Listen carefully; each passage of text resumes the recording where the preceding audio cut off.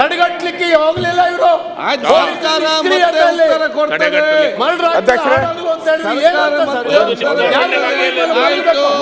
ಸರ್ಕಾರದಿಂದ ಎಲ್ಲಿ ಮರ್ಡರ್ ಆಗಿದೆ? ಆಯ್ತು,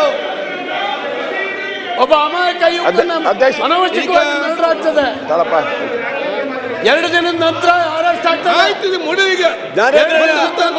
ಹರ್ಷ ಕೇಸ್ ಆಗ್ಬೇಕಾದ್ರೆ ಇದೇ ಆಗಿತ್ತಲ್ಲ. ಅಲ್ಲ ಸರ್, ಅಧ್ಯಕ್ಷರೇ ಸರಿ ಮತ್ತೆ ಕೊಡಿಸೋರು ಬರಲಿ, ಇವತ್ತು ಉತ್ತರ ಕೊಡಿಸಿ ಮತ್ತೆ ಮಾತಾಡ್ಸೋರು ಹೇಳಿ. ಓಕೆ. ಕಾಂಗ್ರೆಸ್ಸಿನ ಕಾರ್ಯಕರ್ತ ಆತ. ನೋಡಿ, ನೀವು ಹಿರಿಯ ಗೃಹ ಸಚಿವರಾಗಿದ್ದೀರಿ, ನಿಮ್ಗೆ ನಾವು ಹೇಳ್ಬೇಕಾ? ಇಲ್ಲಿ ನೋಡಿ,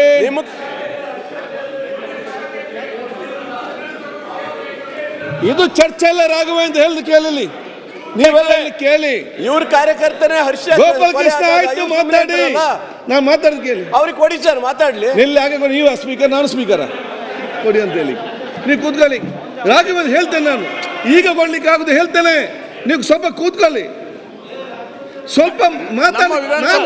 ಆಯ್ತು, ಕೂತ್ಕೊಳ್ಳಿ, ಹೇಳ್ತೇನಲ್ಲ ರಾಘವೇಂದ್ರ.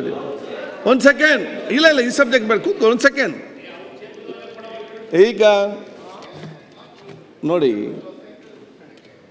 ಯಾವುದೊಂದು ಗಂಭೀರವಾದ ವಿಚಾರ ಚರ್ಚೆ ಮಾಡಲಿಕ್ಕೆ ಅಂತ ನಿಮ್ಗೆ ಯಾರ್ದು ಮನಸ್ಸಿದ್ದಲ್ಲಿ ಮನಪೂರ್ವಕವಾಗಿ